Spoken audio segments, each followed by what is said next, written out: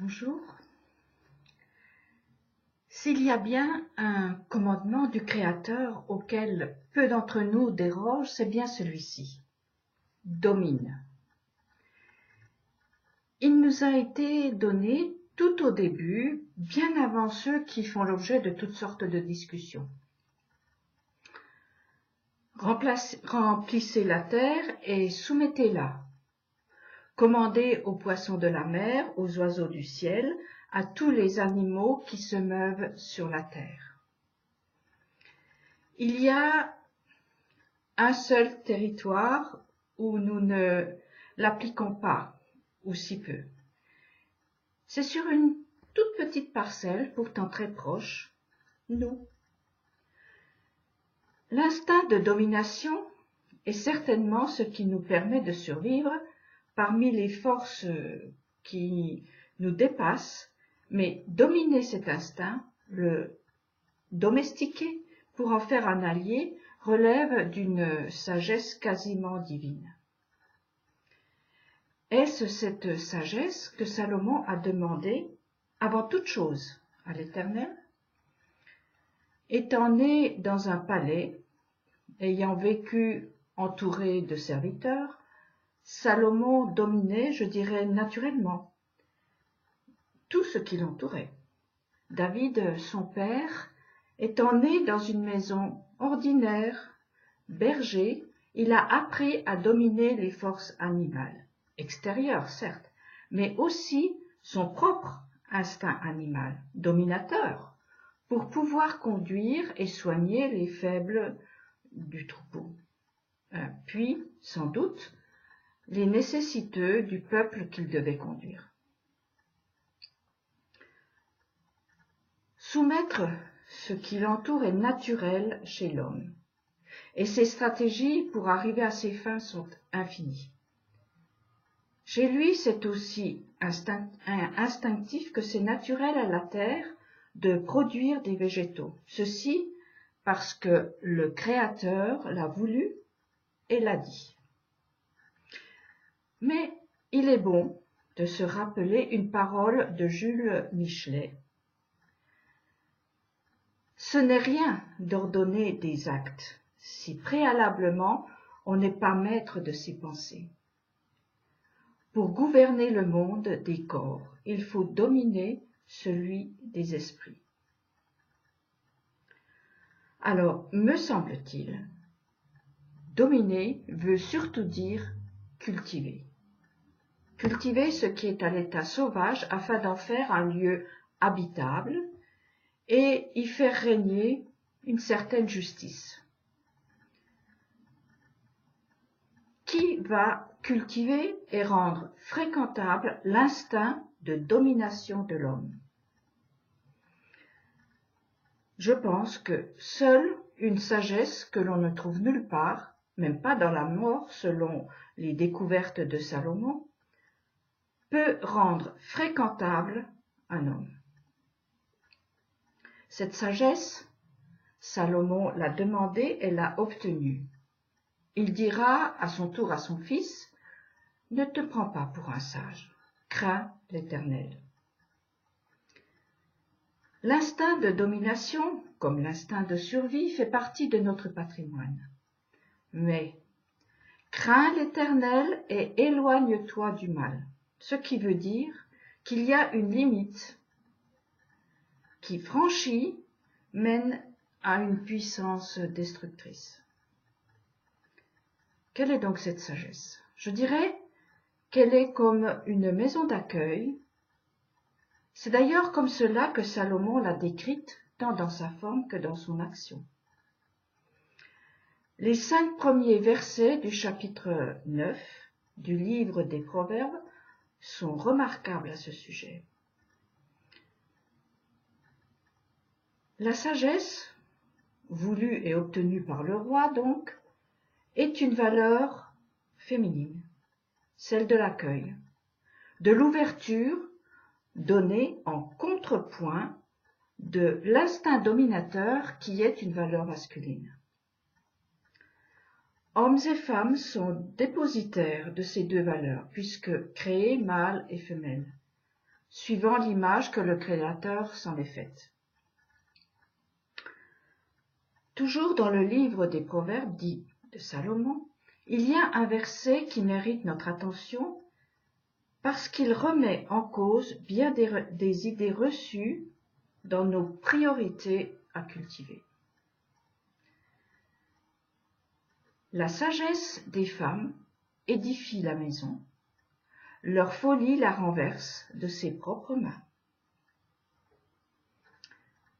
Ainsi, le féminin de l'être, de l'homme ou de la femme, le féminin de l'être construit ou détruit la maison. Un féminin sage construit, un féminin sot détruit. On peut comprendre que Salomon, qui devait construire le temple en même temps que la nation, ait demandé à Dieu une sagesse qui lui permettra de mener à bien sa mission. Il est fils de Bné, mot hébreu traduit par fils, mais qui veut plutôt dire constructeur. On comprend aussi que le dominateur est une large envie d'écarter ce féminin qui va détruire et construire, contrariant ainsi ses ambitions. Pourtant, quelquefois il est sage d'être fou, sage de détruire pour pouvoir construire et ne pas foncer en ligne droite, sans frein. Le féminin fait peur. C'est d'ailleurs à cause de son harem que Salomon n'a pas maintenu son royaume uni. Il aurait dû se méfier. C'est une folie de s'entourer de féminins idolâtres, donc sots. Son penchant dominateur n'a pas fait le poids face au penchant d'accueil de tout et n'importe quoi. Le féminin détruit la maison par sa sottise. Attention, il est ravageur de dire et de penser que le féminin est sot comme de dire que les femmes sont sottes. Non, le féminin peut être sot ou sage comme le masculin peut l'être dans les mêmes proportions. La force masculine dominatrice de chacun d'entre nous vient en premier. J'en veux pour preuve le bébé. Dès sa naissance, garçon ou fille, c'est un petit dictateur en puissance. Il n'y a que lui, ne voit que lui, son entourage est à son service. C'est normal. Sa fragilité l'oblige à se manifester, à exiger, hurler, jusqu'à ce que quelqu'un l'entende, ceci, 24 heures sur 24. Il y va de sa survie. Ce n'est que dans un deuxième temps que la capacité d'accueil de l'autre va s'éveiller. Il voit qu'il n'est pas seul. Il s'ouvre, se déplie. Sa capacité d'accueil se réveille. Malheureusement, par la force des choses, quelquefois, cette capacité se repliera peut-être, et son féminin s'étiolera, se recroquevillera, et il ne restera que le besoin de dominer. Ceci, je le répète, est valable pour les garçons comme pour les filles. Seigneur, accorde-moi la sagesse pour que je puisse construire ma maison. Ne me laisse pas seule, ce n'est pas bon. Réveille en moi le féminin, ma compagne, déplie-la. Je peux encore ajouter, aide-moi à dominer ma domination qui fait de moi un être seul, avec ma folie d'un féminin atrophié. Guéris-moi. Jusqu'ici, je n'ai parlé que de l'individu. Imaginez une nation, par son idéologie religieuse ou politique, qui méprise la force féminine, celle qui se soucie de l'autre. Non, nous n'avons même pas besoin de l'imaginer.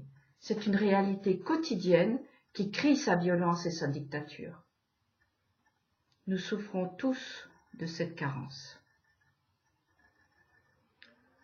4 symboles du féminin sont cause de guerre.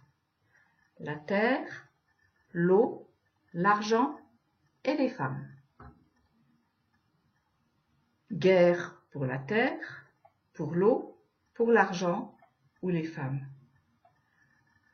Chacun de ces éléments est facteur de vie pourtant et indispensable à la survie. Les 4 sont des déclinaisons du féminin que le masculin, dans sa sottise, cherche à dominer et à posséder. Heureusement, l'expérience prouve que chacun de ces substituts file un jour ou l'autre entre les doigts de celui ou celle qui l'exploite. Pantelant et seul, le dominateur vorace se détruit. Il ne lui reste que des ruines. L'arroseur est arrosé. Nous sommes, hommes et femmes, des réceptacles des bontés du Créateur. Et lui aussi, s'il n'était pas accueillant, nous serions des errants. Celui qui erre n'est ni un voyageur ni un homme libre. C'est quelqu'un qui a perdu le sens de l'orientation. Il n'a plus de sens. Sa vie n'a plus de sens. Il est mort à l'intérieur. Le Dieu un est donneur et receveur, masculin et féminin. Il a créé l'Adam à son image et entend bien que les hommes et les femmes de ce monde aient cette relation entre eux, donner et recevoir sans domination ni soumission morbide. Ce mouvement d'aller-retour me fait penser, entre autres, à Rachel, fille cadette de Laban, beau-père de Jacob. Son histoire se trouve dans le livre de la Genèse. Rachel donc s'est proposé de donner à boire non seulement à Jacob, mais à ses chameaux. Combien d'allers et retours a-t-elle fait pour étancher la soif des voyageurs? Elle a puisé, puis donné. Elle a rempli la cruche aussi souvent que nécessaire pour pouvoir donner. La générosité n'est pas que dans le don vers l'extérieur, elle est aussi dans l'ouverture, la réception. Savoir recevoir est un don. Le don au féminin qui se déplie généreusement. À ce sujet, vous pouvez écouter la vidéo que j'ai faite il y a quelque temps. Elle a pour titre « Le don au féminin ». C'est précisément ce don qu'ont acquis Avram et Sarai lorsque la lettre He, un H en français, a été ajoutée à leur nom. Ils s'appellent alors Abraham et Sarah. Ils deviennent enfin le couple d'où naîtra une nouvelle humanité cultivatrice, capable de donner et de recevoir, semer et récolter, trouver l'eau de la source et la transmettre, autrement dit, être une bénédiction. Un He, juste un souffle, à peine audible, mais essentiel pour transformer la solitude en une maisonnée de paix, de rire et de chant.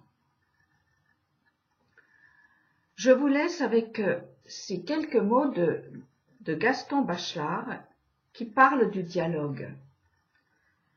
Tendre l'oreille, c'est vouloir répondre. Recevoir, c'est s'apprêter à donner. Bonne méditation.